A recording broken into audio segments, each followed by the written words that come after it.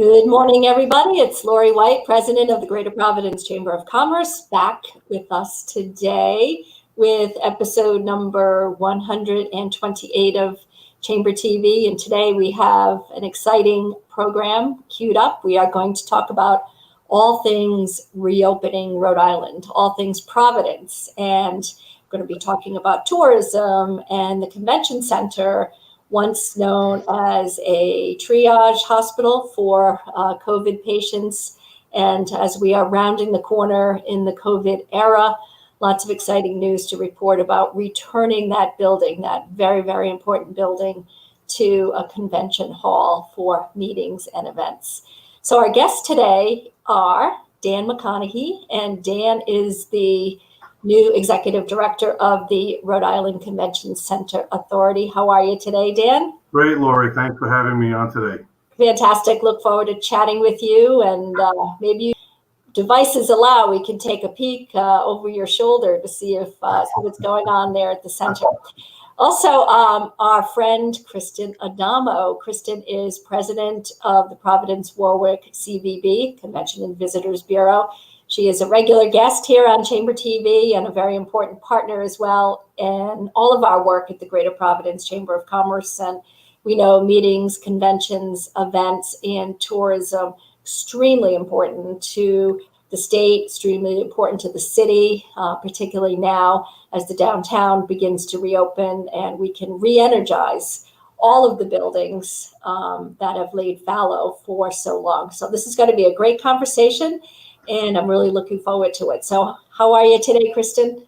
I'm great. I have to say, it's so much more fun to be here today than it was maybe the last time that I spoke with you. We're seeing things start to open up a bit and things are looking a little brighter. So I think we'll have a good conversation. Okay, this is going to be really positive, and I'm just really pleased that we have some important matters that we can dig into today, and our listeners and viewers have an important role to play about bringing back excitement and vitality to the downtown. So we are live on Twitter, we are live on Facebook, and we are live on YouTube.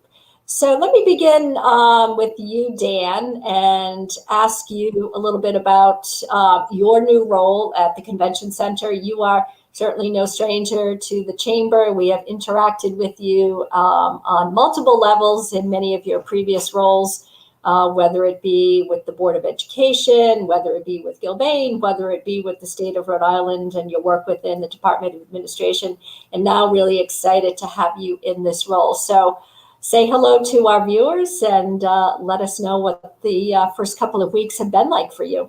Yeah, great. Thanks, Laurie. It has been a very exciting transition for me personally, being a native Rhode Islander and understanding and seeing how important the Convention Center and the Dunk and the vets are to the as an economic engine to downtown. You know, there's a personal connection for me in my prior career with Gilbane, having been part of the construction of the Convention Center back 1991-92 era, and also part of the renovation of the Dunk back several years ago. So it's kind of an opportunity for me to come back and be part of what's a great organization that really serves this state and is so important to the local businesses here in Providence, but not just here. It's important to all towns and cities throughout the state as we continue to grow. So it's been a really intense last 6 weeks or so, understanding and getting prepared what the conversion is going to look like and take place over the next several weeks as we get back to business, getting the state and city back in business. Thank you, Dan. That's terrific to hear. Kristen, tossing it over to you. Before we began, you were commenting on what a great job Dan is going to do and the preliminary work so far regarding the work of the CVB and the Convention Center Authority. So tell us a little bit about it from your perspective. Sure. Well, Dan, talk about trial by fire. He hit the ground running. I don't know that he was even officially hired Yeah, and I was like, we got to get this building open. And so, to his credit, and really to Governor McKee's credit, we are actually going to open a little earlier than we thought. We have a show that's slated for mid-August called JLC Live, which is typically it's a long-running tenant, and we're able to get them back in the building, and it's worth several $1,000,000. So even if we do half of what we would normally do with that show, it'll definitely have an impact. We do have a slate of meetings and conventions open for September and October and through the winter, but we are not at the level, that we would normally be at for a host of reasons. We've had some cancellations. We won't have, 100% of the pre-pandemic attendee base that we would normally have. But all in all, we're really looking forward to the future. And I think if there was a silver lining in all of this, it's that the convention center has really proven what an economic generator it is for not only the downtown core, but really all of Rhode Island. So I think that once it opens, it's really going to be that adrenaline shot that the tourism community needed.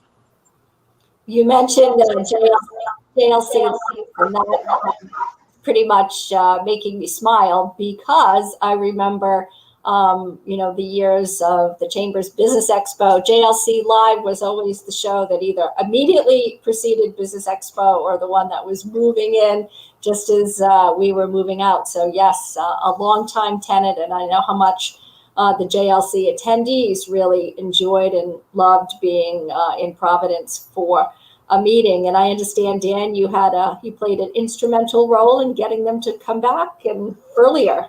Yeah, they were looking for some commitments, and our team was the CVB group in terms of committing to them. And the Department of Health, the state of Rhode Island, DBR, the National Guard have all been really, really supportive as we've come to look to get back online. And with their support and confidence that I have in the group and the trajectory that we're taking, it was easy for me to commit to them and say, look, we want you here. You're 25 years coming to the convention center, and we want to be here to support you going forward. So it was easy.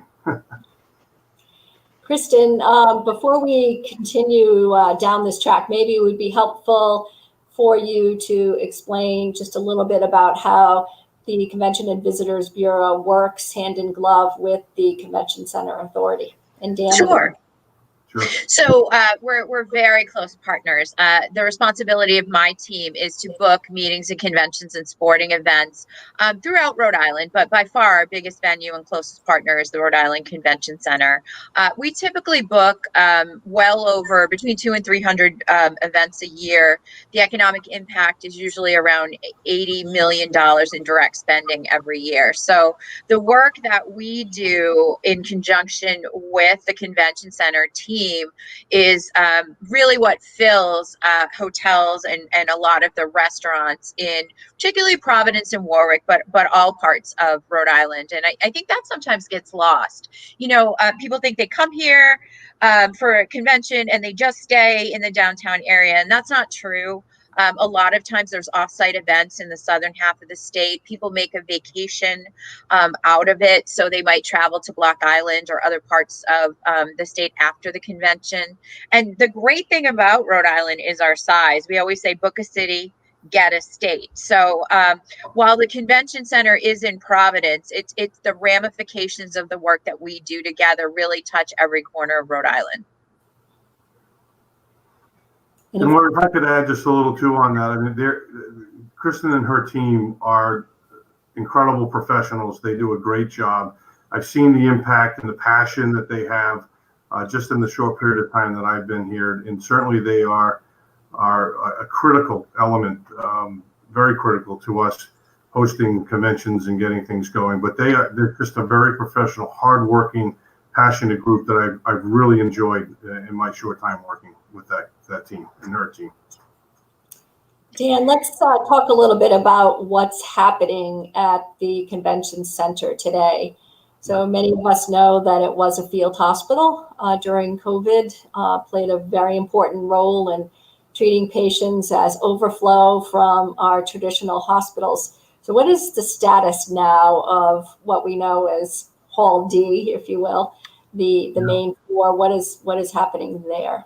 Sure. So commenced last Monday, packing crews came in to pack and box up and wrap up much of the furniture and fixtures, equipment that's in the hospital site.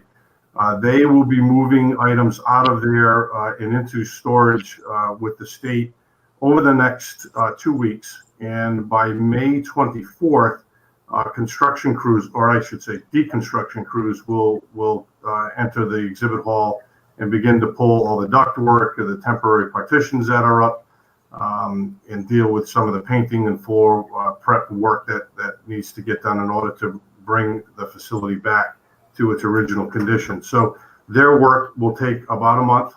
So I suspect by early July, let's say July 4th, let's hope, it'll be another reason to celebrate, the hall will be turned back to the Convention Center Authority, and we can begin to prepare and start things up again as we get ready for JLC in mid-August. Mm-hmm.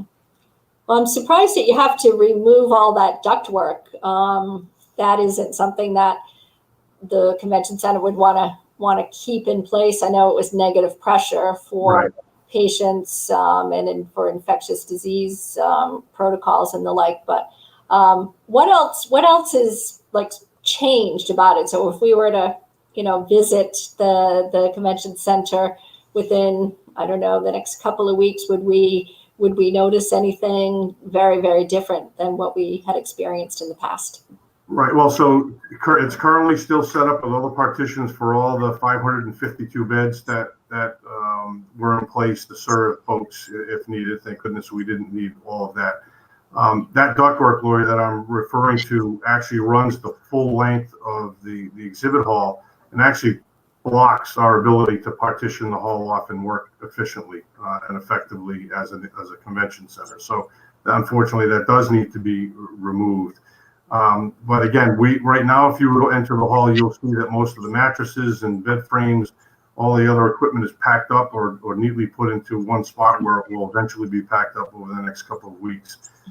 And then after that, it's a maze of partition walls that rise about 6 or 8 feet in the air that will need to be torn down and pulled out, as well as the oxygen system and some of the gases and electrical systems that were put in place to connect to each bed suite that's in that area. We also had some ancillary spaces that we used. We had temporary locker rooms for the physicians and nurses. We had another area where we were secure area housing pharmaceuticals.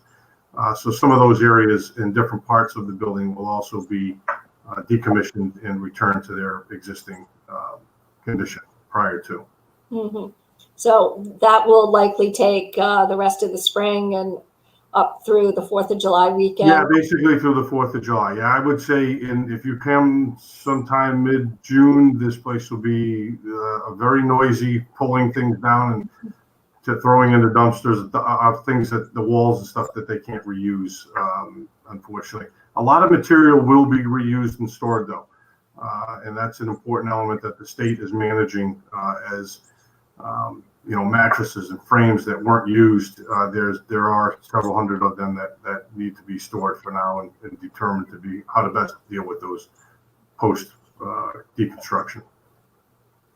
Kristen, having the convention center offline for such an extended period of time has really, really hurt the Rhode Island economy. So can you give us a little bit of a sense of the impact that has had and what you're projecting for next year in terms of revival? Yeah, it was devastating. The business that my team books that we've had to cancel or postpone has a direct spend impact for the state of Rhode Island of $73 million.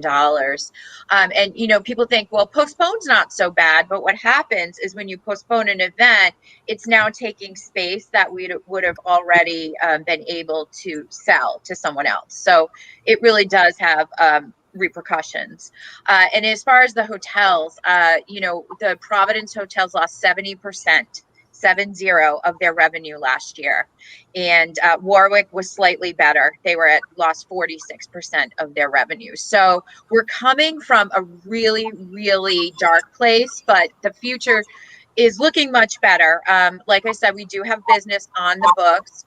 We think for the summer, what we're going to see is more weekend occupancy, where we see pent up demand, and leisure travel is already coming back. So we see business really booming in Friday, Saturday, and then more slowly getting back to normal in midweek.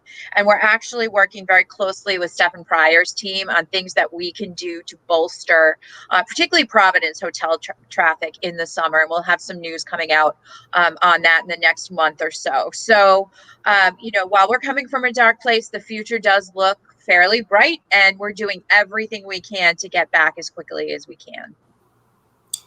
So at this point, we are going to break to hear a word from one of our sponsors, our friends at Twin River, now known as Bally's. And when we come back, we will be talking about a new program that the CVB and the Convention Center Authority together is launching, and that is Meet in Rhode Island. So we'll be back in 30 seconds.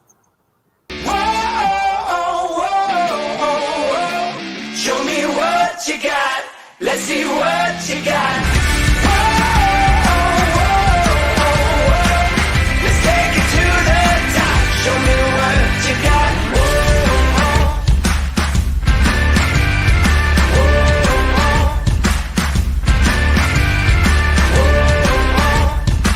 Show me what you got. Kristen, no doubt having a very fine casino and facility such as Twin River / Bally's in Rhode Island, no doubt a big draw in your sales effort, right?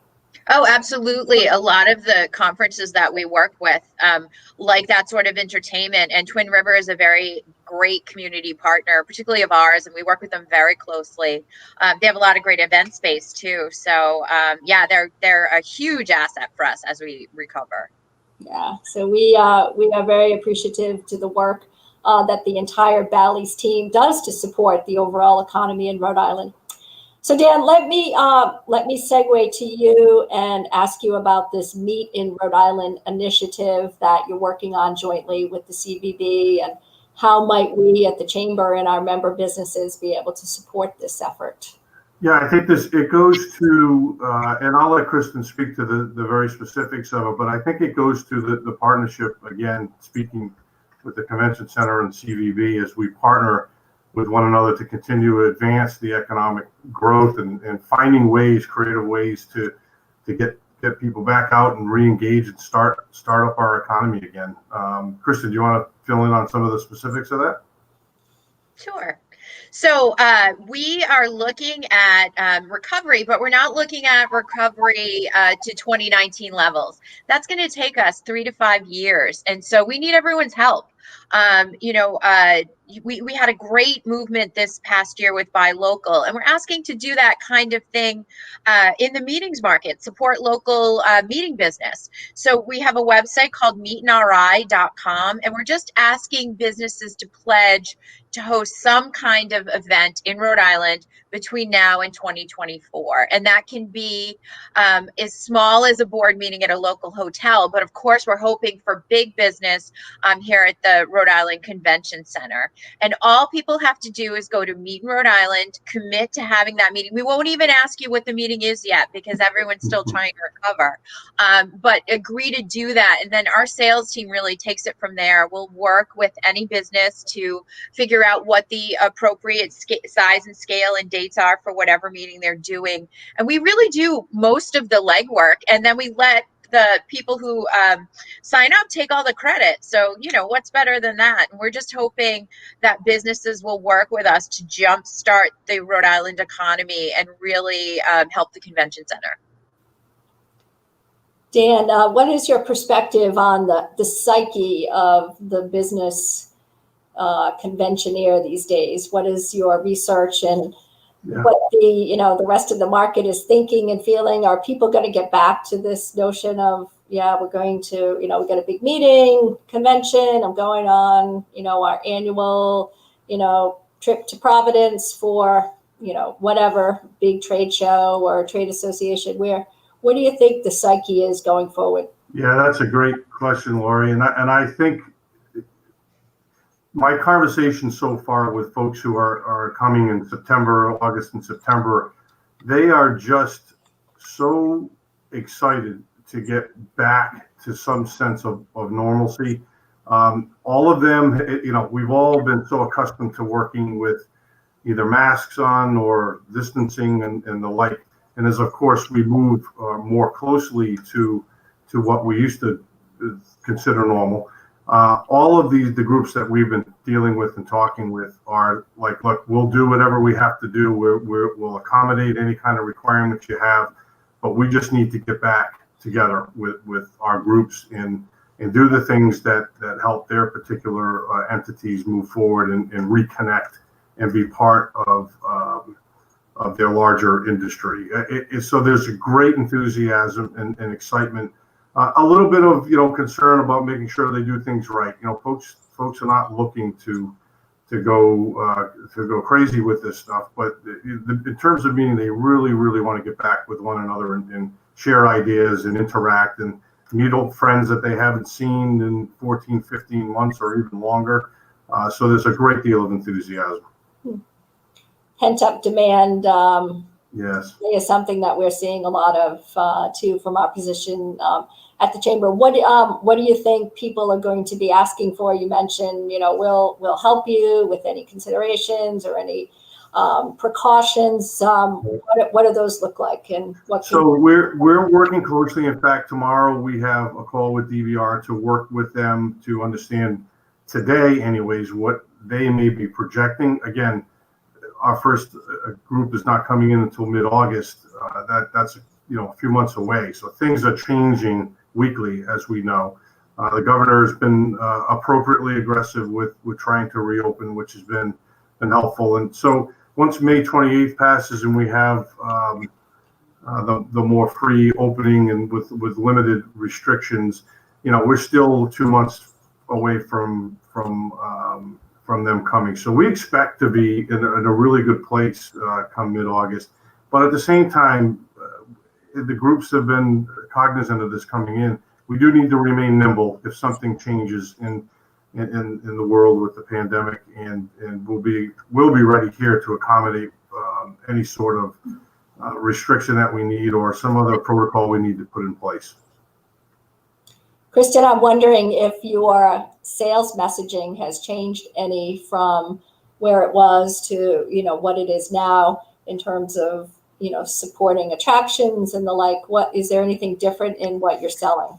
Yeah, there's a lot different. On the leisure side, it's all about value and comfort of safety precautions. I think being what's called a second tier city and not being a Boston or a Miami or something like that, where there's a lot of people, is going to help us on the leisure side. And the amount of outdoor activity, Providence is really beefed up its outdoor infrastructure with bike paths and trails and kayaks and all of that. So we have a lot more to work with on the leisure side. And then on the meeting and convention side, it's really about safety and comfort level. Dan and his team and my team have been working on floor plans and different sanitization practices. Ventilation has become a real hot button, which, by the way, the Dunk is really fortunate. They have like one of the best ventilation systems around. You can't host monster trucks if you don't have really good airflow. So there's just a lot of that sort of thing. And it's really been a learning curve. I have a person on my team who's been certified by a meeting planning organization to really work with customers on safety precautions. And so it's just been a whole shift in how we do business. What's your perspective, Kristen, on how the downtown restaurant market has changed, and how is that figuring into your pitch? Well, that's been, luckily, we've been able to sustain a lot of the restaurants, and we've even had some new players on the scene like Kin. So I think in the long run we'll be okay. But I think that brings up a good point, which is we have to support those people now through the summer so that we can sustain them until that office market, that student market, and then our meeting and convention delegates come back. They need the help now. It's been a long year and a half. And for us, selfishly, that's one of our best assets. When you're up against someone like a Hartford and you have this vital, thriving downtown with a food scene that's been recognized all over the country, that can sometimes be the winning edge. So there's a lot of layers on why it's important to support downtown businesses over the summer. Rhode Island's food scene has always been an incredibly strong suit, given the number of chefs that have opened, really first-rate restaurants, having come out of Johnson & Wales University, and just the culture and tradition of food innovation, particularly in Providence, no doubt is a fantastic draw and one that everyone can relate to, for sure. Yeah, I mean, we're planning another restaurant week. We'll do that again in July. We're working on some other restaurant-based promotions. And then we've been working very closely with the folks at the Chamber, the Providence Foundation, the Downtown Improvement District. And we and kudos to Mayor Lorza for making it easier to open up public spaces and to do some street closures and things like that. So I am trying to sell downtown. It's going to be one big summer block party. And we started last week with open air Sundays. And I think it's going to be a lot of fun. So people might just want to check it out. An open air block party, that is amazing. And I know that, again, Dan mentioned the pent up demand around people just wanting to get out and experiencing something that's not necessarily right in their backyard. Dan, let me ask you to talk about the other properties that the Convention Center Authority is responsible for, particularly Kristen mentioned the Dunk and also Veterans Auditorium, and both are really important venues as well that provide a different type of experience. So we all know that the Dunk is a place for the monster truck show, as Kristen mentioned, but also lots of concerts, and then the Vets more so with the Philharmonic and the ballet. So talk a little bit about what you're seeing in each of those venues. Sure, I'll start with the Vets. The Vets is one of the most unique facilities, I think, at least in this region, if not East Coast. We think about it for a second. They have hosted over the past year all three branches of government in the state of Rhode Island, keeping our government functioning and operating, whether it was grand jury for the judicial system. The House has been there doing their sessions. And the governor, of course, has, through both Governor Raimondo and now Governor McKee, had their press conferences going on there. So they have had, in their normal course of business, they've had some Philharmonic shows because they've had limited attendance, restrictions.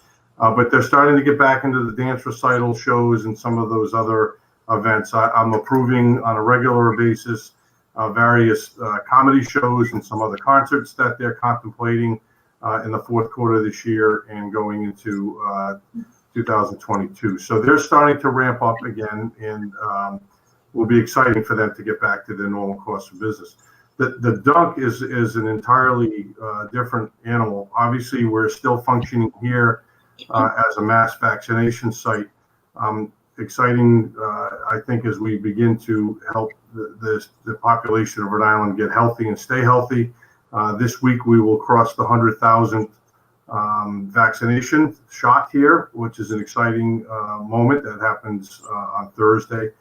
So the operation here is a lot simpler to dismantle once that occurs, Laurie. It's tables and chairs and that kind of thing. It's not the ductwork and temporary walls and things in the convention center. So we're still operating under DOH and National Guard and FEMA operations here. We're supporting their teams as they continue to dispense vaccinations, but it won't take us long to get back once they either shrink this down to a more walk-in center, or if they just pivot in their strategy and take it to smaller places throughout the state. And Laurie, if I could just jump in for a second, I just want to brag about that because Larry Lepore and the team at the Dunk have done an incredible service to this community for the work that they've done with FEMA and the National Guard and getting people vaccinated, getting people tested. My friend Cheryl Cohen, who works there, likens it to having 10 concerts back to back to back. And that staff has been working nonstop to help Rhode Islanders. And I just think that should be mentioned, just the incredible amount of work and sacrifice that they've had. Well said, Kristen. So many unsung heroes in this recent era regarding, whether it be the National Guard, streamlining the distribution of medical supplies early on, and also working with the schools and triaging kids that may have been showing symptoms, and then later on distributing the vaccination, and also the inoculation itself. So many individuals whose work and effort probably will go unnoticed, but we want to be mindful of the fact that that we need to be recognizing the great work of Larry and his team, and certainly you, Dan, and all of your staff. Very interesting. I don't think any of us will go into any of these facilities ever again, whether it be for like a flower show or a concert or whatever, and not think of the fact that this was once, a field hospital and a massive inoculation center. Dan, any thoughts or any predictions on when the inoculations at the Dunk will cease, and when the House of Representatives will stop meeting at the veterans? I've watched many a program with them reporting from the vets. Yeah, I think the House will is contracted with us through the session, so they'll be there through the balance of the session in June. The vaccination operation is. It seems to be they're finding their way through what the right approach is. We have daily conversations with National Guard representatives, Colonel Edwards, and Tom McCarthy at DOH, and the rest of the team that impacts that. We think that because of the pace and the nature of it and where we are with numbers, that it sounds like, anyways, that DOH will be moving some of its operations into the local communities, into smaller areas, so they can go get more people vaccinated and go to them versus them coming to the mass site. We expect the full mass site operation to remain here through June, although it might morph a little bit. So we think come July, we'll be back to our normal facility, if you will, and there may be certain things done in the lobby on an as-need basis, but the floor and the bowl operations will more than likely cease at the end of June, and we'll have the bowl back come July, is our expectation. Similar with what we talked about with the convention hall itself, any permanent changes that are evident at the Dunk or Veterans Auditorium, Dan? No, the Dunk will be, again, like I said, it's a lot easier for us. It's folding tables and chairs, moving equipment that was already here out of the way.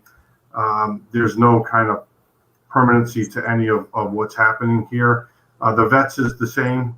The vets has functioned and been morphed into those areas that I mentioned, but as an auditorium, as a seating and stage arrangement. So nothing will change there. Some of the things that you won't see are in some of the mechanical and infrastructure systems, filtering of sort that we've upgraded and will remain in place. But of course, no one sees that. But that's something behind the scenes that will remain in place, just as good practice.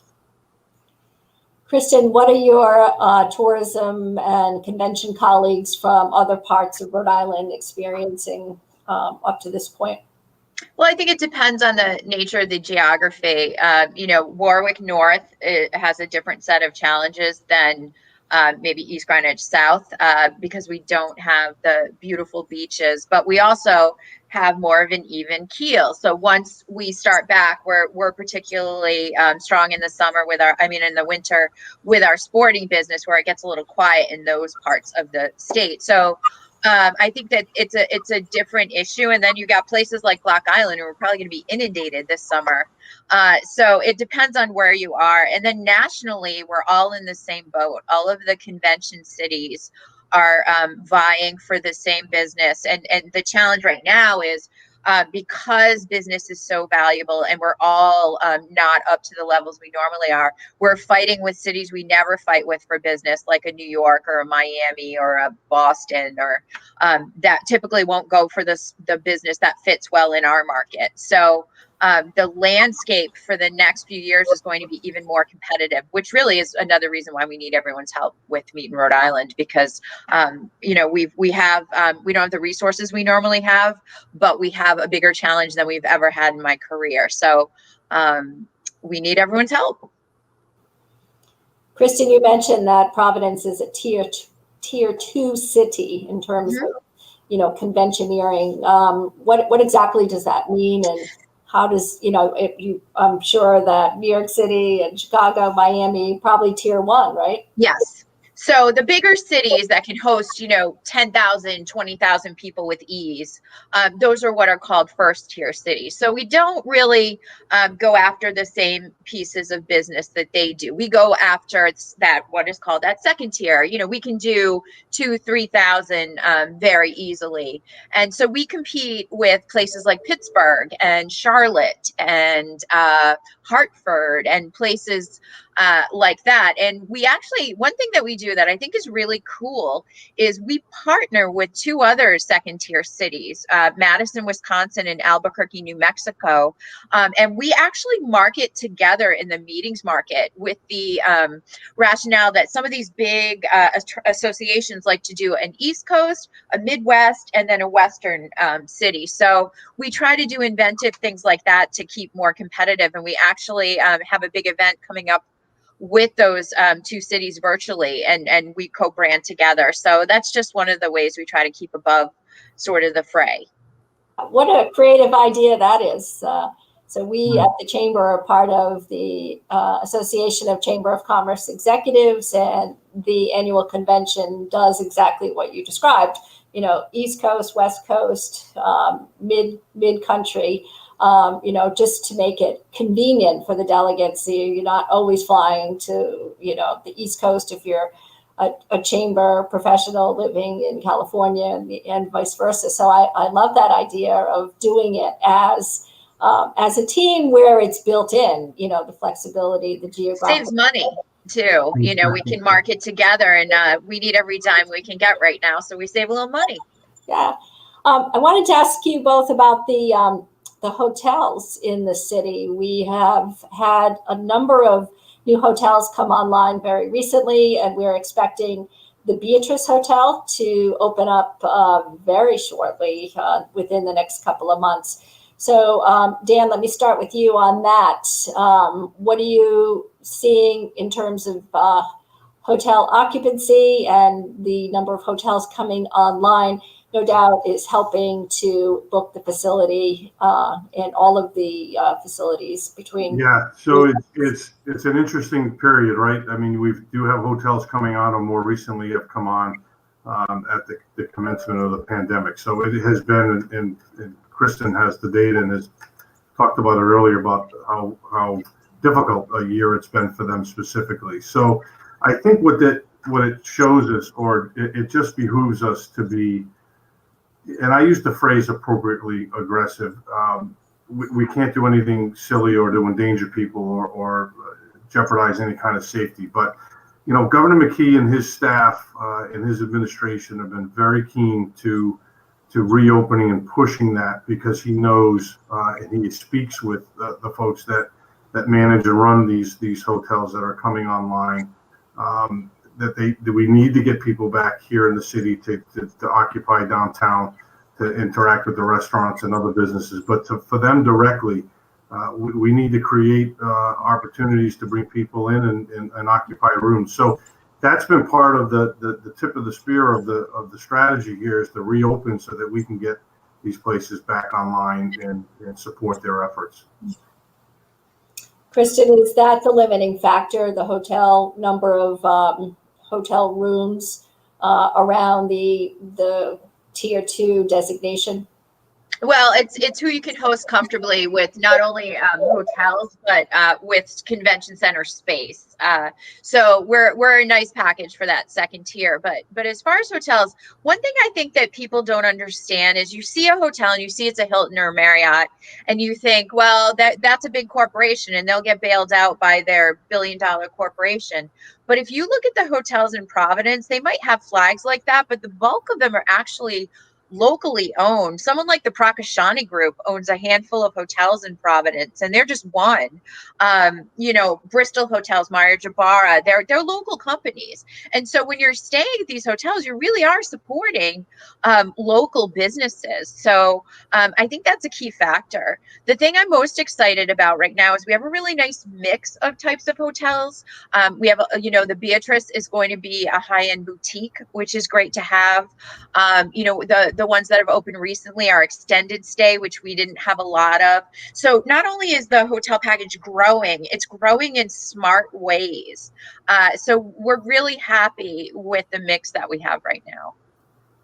A lot of folks would be curious to hear you cite, Kristen. Give us a rundown of, within maybe like 5 miles of the Convention Center Authority. Tick through, if you will, the hotels that we have open right now, or when I say open, available, up and running, and some of them are new facilities. So give us a snapshot of that. That's a challenge. There's so many of them. But I will tell you that the Omni is about ready to open if it hasn't already. It's right there. The Graduate is open for business. It was open in April, so that has been great. Those were the last 2 to come on board. We have a really nice package around the convention center, because you've got the Hilton, you've got the Graduate, you've got the Residence Inn, the Omni. You go up the hill to the Renaissance. You've got the Courtyard. You have little boutiques like the Hotel Providence, the Dean, the Beatrice. Even the Providence Marriott is part of the convention package. The Hampton Inn does a nice business with a lot of the Brown things that are affiliated with Brown. We're going to have the Aloft near the Wexford Center, which is going to be fabulous. I'm forgetting some, but that's the gist of them. So we've got a really, downtown is very compact and walkable, and that's something that convention centers and convention planners are looking for. You don't want to have people have to walk miles to get back to their hotel room. The other thing, and I know this is a subject of concern, but on the whole, Providence is a safe city. Our women delegates typically feel very comfortable walking around by themselves, and so that plays very well for us. So we're poised to come back. We just need to jumpstart it. Dan, another issue that folks are talking about, a lot of our business members, the inability to get workforce to return to work in a timely manner. Any challenges that you're seeing on that front? Yeah, we, and Kristen sponsored the roundtable discussion we had last Friday with the governor and Stephen Pryor, and brought in a lot of the local restaurants and other businesses that are downtown in the hospitality space, hotels, et cetera. And that was definitely one of the issues that they've had, and they're frustrated by it. But there's different forces at play, and some folks talk about the extended unemployment issue, creating this environment where it's easier for people to stay home. They're wrestling with it and dealing with it. We have a board member here on the Convention Center Authority who has struggled hiring even young people, summer help to support the restaurant. that he owns. So there is definitely a challenge for people to ramp up, and they're working through it and looking for support in any way. And the governor was quite sympathetic in their challenges, and certainly listened to those. Mm-hmm. Kristen, do you want to take a shot at that one? Yeah, it's a really complex thing, and it's a huge struggle, and it's something our friend Dale Venturini from the Rhode Island Hospitality Association is really trying to help with. But it's not only the unemployment structure, it's childcare issues. People, schools aren't, or daycares might not be 100% back. We have people that have left the business because they've been out of work in the business for so long. They found other opportunities. In our resort communities, we typically have students that come over from other countries and work, particularly from Ireland and places like that. So it's this perfect storm of things. And what's really disheartening about it is that this is a time where restaurants are finally getting back. It's been such a struggle for the past year and a half. So I guess I would just ask everyone to try to be a little patient. They're doing the best they can with what they have, and maybe the service might not be as quick as you're used to, but it's you're still getting a great dinner and you're still supporting local business. Dan, we only have a couple of minutes left. So in our final minutes, let me ask you to go back to the reason why we were chatting in the first place, this whole Meet in Rhode Island movement, and what folks that are listening right now, what they can do to take action to help you and you putting the building back together. So final words on Meet in Rhode Island. Yeah, sure. So, as I said, our timeline is over the next several weeks. We will be pulling all the hospital related operation out of the convention center. We will be back open for operation as early as late July. We're open. So if anybody out there, any business, any entity wants to come in and utilize some of the space there, we're open. We'd love to have you, and we're prepared to host you, and would look forward to doing that and helping not just get the building and some vibrancy in the building, but to really, really help our local businesses here in and around the convention center. Well, Dan, we at the Greater Providence Chamber of Commerce, we use the building regularly, particularly for our annual meeting, which is traditionally in November. It's always the Monday of Thanksgiving week. So we are very hopeful and optimistic that we will be able to return and you will a celebration and get people out and feeling good and doing whatever it takes to produce an event, whether it be a combination, hybrid, or in person, virtual.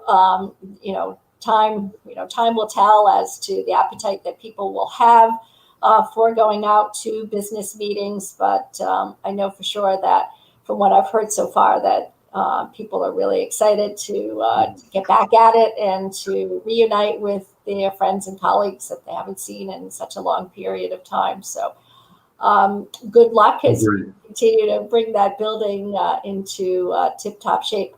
Kristen, thank you so much, Laurie. Appreciate it. Kristen, meetinri.org. Meetinri.com. Okay, meetinri.com. Yep. Folks can check it out, and there they'll find what, Kristen?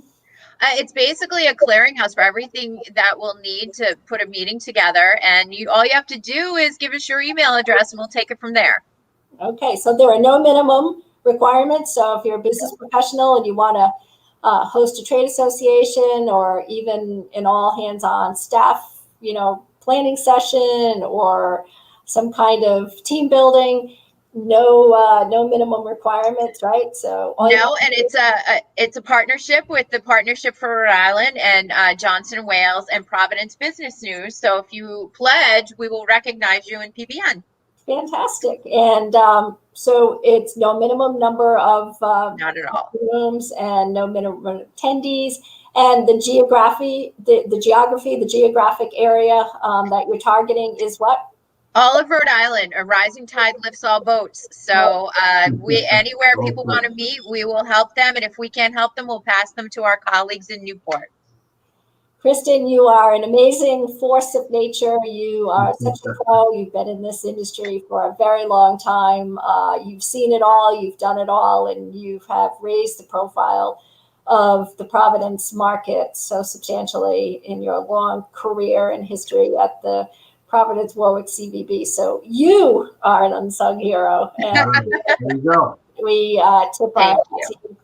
And Dan, good luck as you Thank you. enter into the 7th week of your 7th week. role as Executive Director of the Rhode Island Convention Center Authority. So it's been great to have both of you with us today. I invite you to come back anytime that you want to update us on what you're working on and how we can help. And we are truly committed to being a partner with you, not just today, but in the foreseeable future as well. So thanks again, and take care, everybody. Thank you. Thank you, Laurie.